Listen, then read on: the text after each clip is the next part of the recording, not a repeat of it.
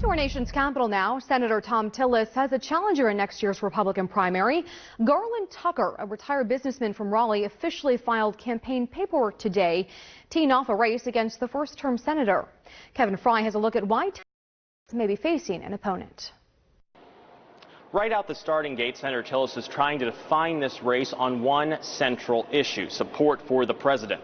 Donald Trump polls well amongst GOP voters, and the campaign manager for Tillis is already accusing the new opponent of forming an anti-Trump team.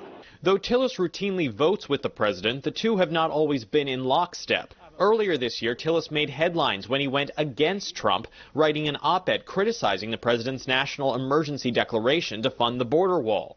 Days later, though, he reversed course, siding with the president on a resolution to block that emergency order. A lot has changed over the last 3 weeks. A discussion with the vice president, a number of senior administration officials. That episode led to criticism from the GOP base in North Carolina and inspired talk of a primary challenger.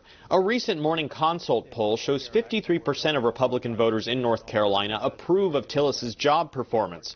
That's the second lowest approval rating among all Republican senators up for re-election in 2020. Underlining this point, in a recent interview, key Trump ally and fellow North Carolinian Congressman Mark Meadows declined an opportunity to endorse Tillis. I don't know that a congressional endorsement, he's not asked me for one. I doubt that I would give a congressional endorsement to any senator, that it would matter. In recent weeks, though, Tillis has been an outspoken supporter of the president in public appearances, including at a hearing about the Mueller report. You can go out and spin this any way you want to, but the data is there.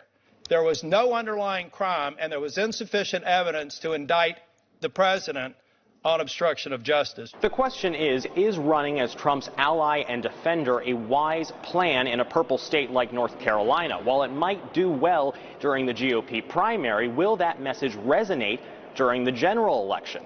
That's the fine line Tillis and other GOP lawmakers will have to walk in 2020. Reporting Kevin Fry, Spectrum News. In a statement, a spokesman for the North Carolina Democratic Party weighed in, writing in part, quote, "The rocky start to Senator Tillis's re-election campaign can be traced back to the fact that North Carolinians of all political stripes know they can't